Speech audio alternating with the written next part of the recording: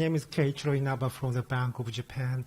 I have 10 minutes. I would like to start using it by offering all of the ADBI staff my congratulations on numerous contributions that this annual conference has made in the past 20 years. I greatly enjoyed that premium olive seat in which I have learned a lot from the two presenters. In particular, Andreas's presentation helped all of us to firstly deepen our understanding of supervised machine learning, secondly, to get illustrations of what we can see when we apply it to forecasting inflation. And lastly, to speculate the potentiality and limitation of that type of machine learning, especially in the context of macroeconomic forecasting. I agree with all of his conclusions, although they could be too modest or could have room for making some fuss, as I will do later. Without using slides, I would like to marshal important specs and insightful results of his machine learning-based inflation forecasting. Andreas has used not a big data, but a set of economic and financial indicators of aggregation on a quarterly basis for Great Britain, including inflation rates in the last 25 years. These different indicators have correlated with each other to different degrees over time, and such correlations, some of which may be interactions, made it possible to him to project CPI percentage changes over a 2-year horizon by applying various supervised machine learning models. Machine learning approaches usually do not account for time. Considering the dimension of time has the risk of causing problems in the random sampling of observations. To mitigate these problems, he looked at different periods of time for training and testing a model, respectively. In the spirit of machine learning, the effectiveness of this solution seems to simply depend on the performance of projections gained. In general, supervised machine learning deals with a specific target variable or a specific dependent variable in the terminology of econometrics. It works based on the selected algorithms in order to fit the target by using input features or independent variable in that terminology again. My understanding is that the algorithms are oriented to minimizing forecasting errors in many cases.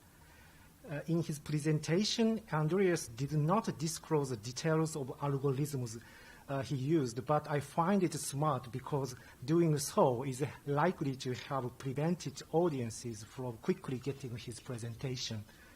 In machine learning, we can have two types of target variable. In one case, the target variable represents what cannot be ordered, for example, happy or unhappy. Such a two-class classification is conventionally modeled by logistic regressions. This can be set to the support vector machine, which is one of often used algorithms. With the help of transformation and geometric method, the support vector machine is well at dealing with the difficulty of linearly separating values of observations, as well as the difficulty of fixing the position of such separation. In the other cases of supervised machine learning, a target variable represents what can be ordered, something like inflation rates. The support vector machine is applicable to this case too. Another widely used model is artificial neural network in general. Andreas, in particular, used the feed-forward networks. Very roughly speaking, artificial neural networks find effective signals by distilling interactions amongst input features at the first stage, and then at the second stage, the method comes up with a specific forecast by reflecting such signals. This method is also applicable to target variable of that happy or unhappy distinctions. I have briefly mentioned these two algorithms because in Andreas's result, a combination of the projection is a better projection than any other machine learning results and time series econometrics results.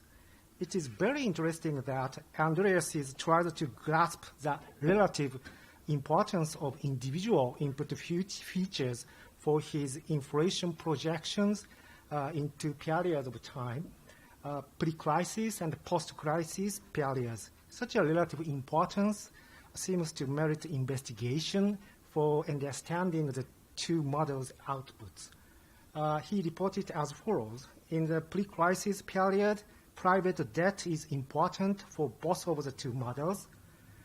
Money supply is important for his support vector machine, and household disposal income is important for his artificial neural network. In the post-crisis period, neither private debt nor money supply is important for his support vector machine. Against background of this, the performance of its projections somewhat declines. In the post-crisis period, in addition to household income, disposal income, not money supply, but unemployment are important for his neural network. Against background of this, the performance of its projections continues to be fine. These findings are thought-provoking. The mode, degree, or timing of break from past values of relevant indicators differs across models used, and such differences should affect the performance of their projections. A badly performing model at the current point of time might be an excellently performing model at a future point of time. Its highly complex structure, however, makes it very difficult to specify and characterize such a future point.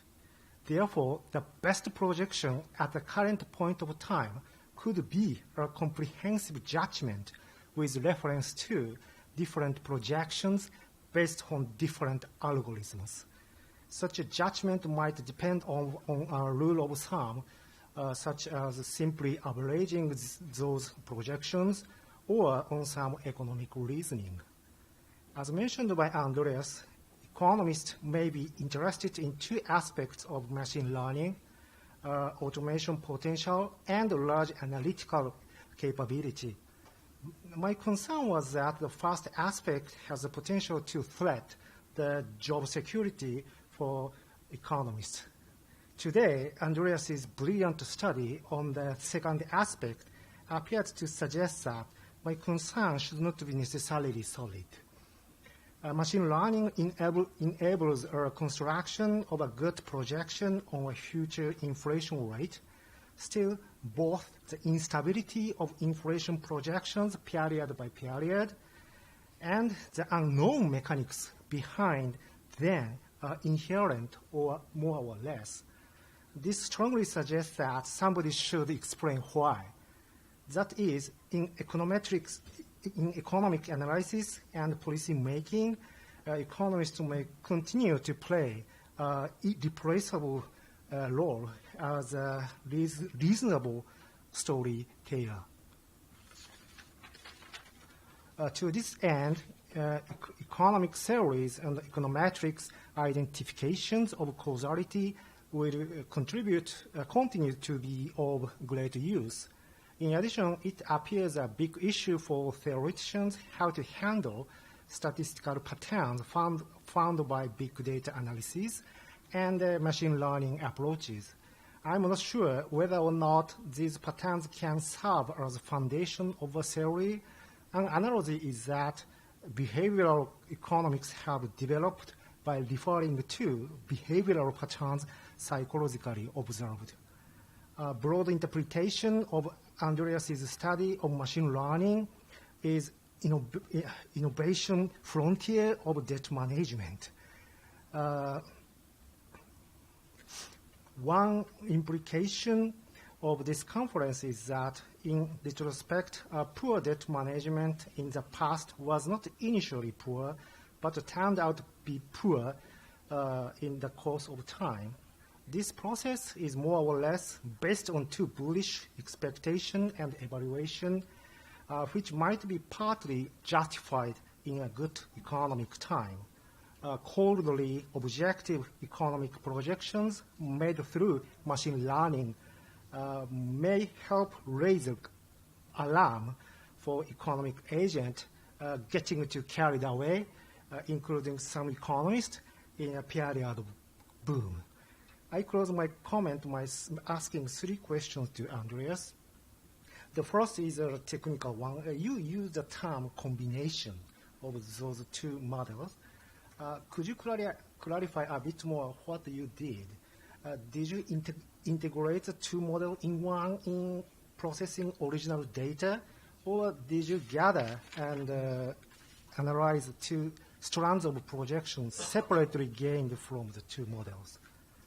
The second question is that when you compare your machine learning-based inflation forecast with other common forecasts, such as traditional macroeconomic model-based forecasts and well-experienced economist judgmental ones, which is the best? Finally, will a reduction of a projection horizon result in a better forecast? Currently, supervised machine learning method being practically used and upgraded for measuring the creditworthiness of small companies and individuals on a horizon less than 2 years in many cases. Thank you very much for your attention.